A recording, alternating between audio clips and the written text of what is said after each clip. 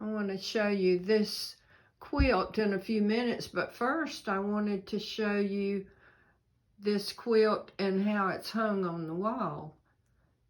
And you said your husband made the... Yes, it's just a square box that's open at the top and the bottom.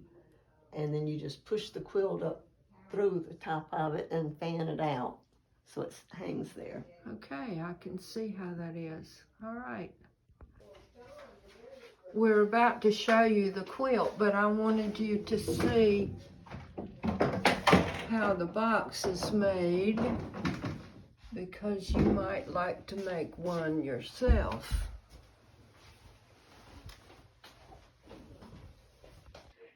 Okay, here is that quilt that was hanging up. How about that? Can you tell us about it? Okay, I sewed strips together to make a maybe whatever size square you want, say 12 inches. And you just made a bunch of squares with the strips going across. And when you got through, you took 2 of the squares and faced each other. And you had the squares going in opposite directions. So then you stitched it down the middle, 2 rows of stitching, and cut between them and open it up, and you have one side this way and one the other.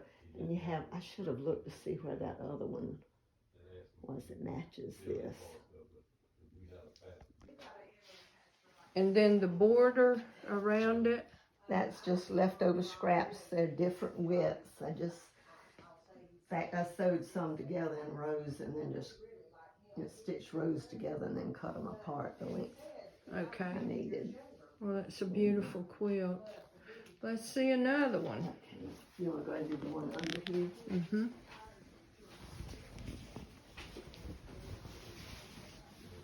All right.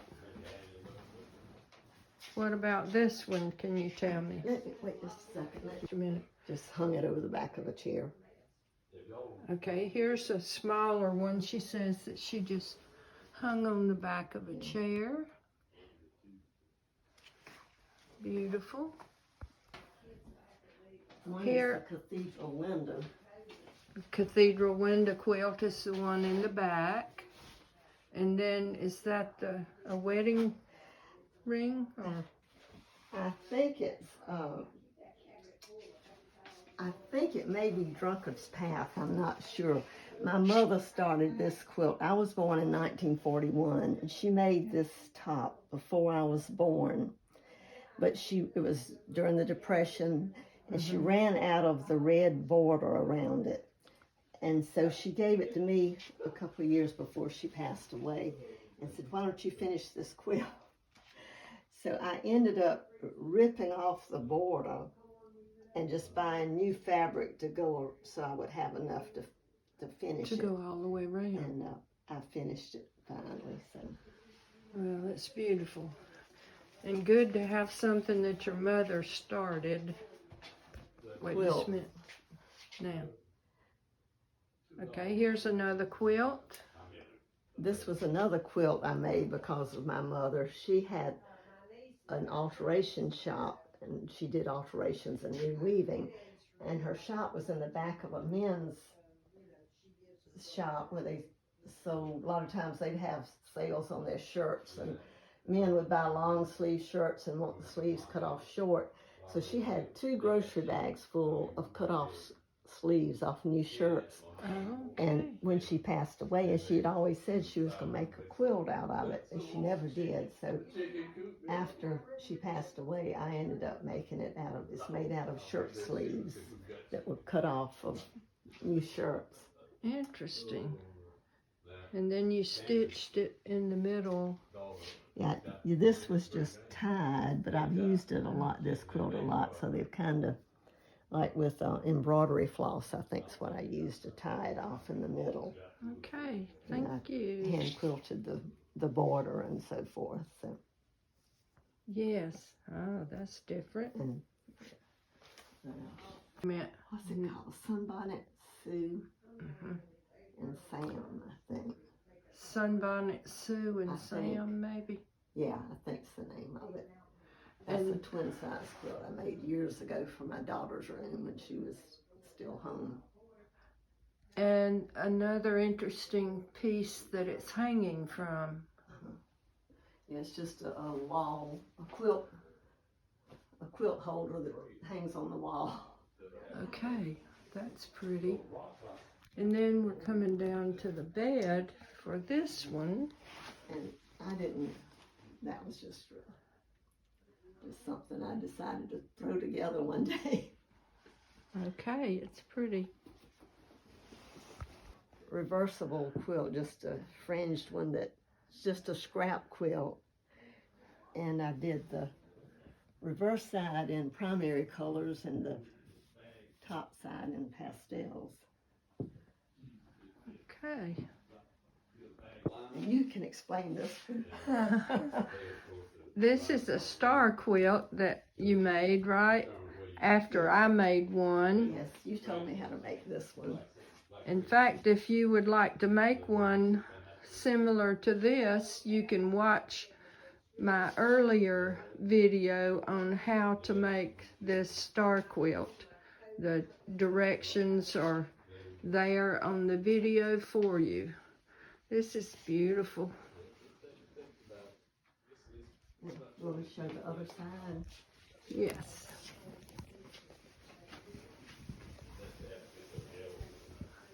Yeah, throw it over there. Okay. Okay, we're getting this pulled out. I had this one, the Sheila quilted, so she did the star pattern. Yes, you can see the star pattern right there. This is the reverse side of the quilt that you just saw. Yes. And these are just scraps that were left over from the same fabrics that I had used on the other side. On the other side, like that. Mm-hmm. Yes. All right. And when I had this machine quilted, so she did it with a star pattern. Beautiful. All right, here's the next one. And this one I call Tutu's quilt. It was some ideas I got from some different quilt patterns, and I just added things in wherever they fit. And you can, if you look at it close, you can see all the squares aren't exactly the size of a row. So I just, if I needed some more fabric, I just added a piece wherever it was needed to make it the size. Right. So it would fit in. Yeah. Buttons on that one. This one's got some applique on it, and this one too. And a button on there.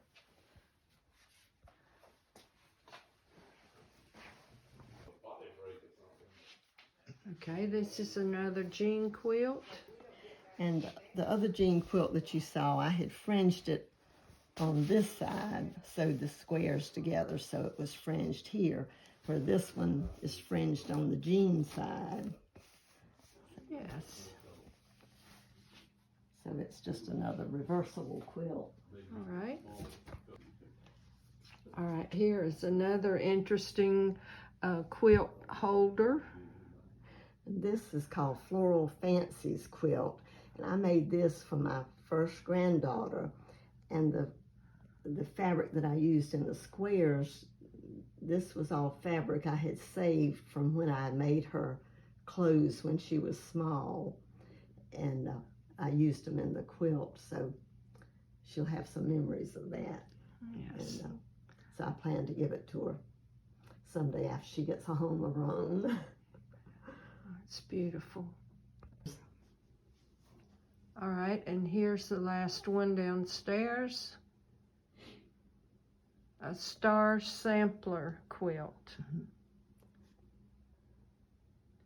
And I did the border, just some of the scraps. I just made the border to go on it. Okay. And these little squares. Okay, here's a pillow. And You said you appliqued? Yeah, appliqued these on it to spell Noah. Good. Reversible quilt, just a fringed one that's just a scrap quilt. And I did the reverse side in primary colors and the top side in pastels. Okay. One that you sewed together, and it was kind of like a crazy quilt. Mm-hmm. Where you sewed it, but you made squares and put them together. It was sort of a more modernized version of the crazy quilt. Okay, that's good.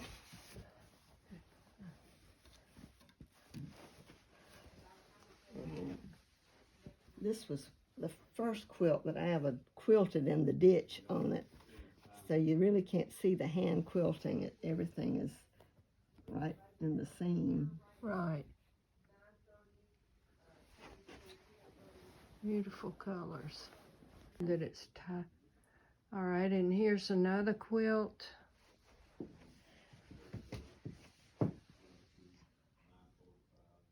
And this quilt has my 3 grandchildren's handprints that I put on it. Plus, this is a close friend of ours. It was like a grandson, his handprint. So It's nice to have them personalized like that. Mm-hmm. And then I saw that you had the year on the underneath side. Yeah, you can't really see this. Yeah, I can see it. I just put my initials in the year. That's good to remember. Mm-hmm. All right. And you said you tacked it just in the corners? Yes, it wasn't quilted. It was just tacked in the corners. All right. All right, here is another one that's hanging on a interesting piece, and it's called what? Broken China. Broken China. And I hand quilted it. Hand quilted. Yeah, this holder I found in a shop somewhere when we were traveling. Okay. And that's where we got the idea, so my husband just made a simpler version for that other quilt holder. Okay. Well, thank you so much.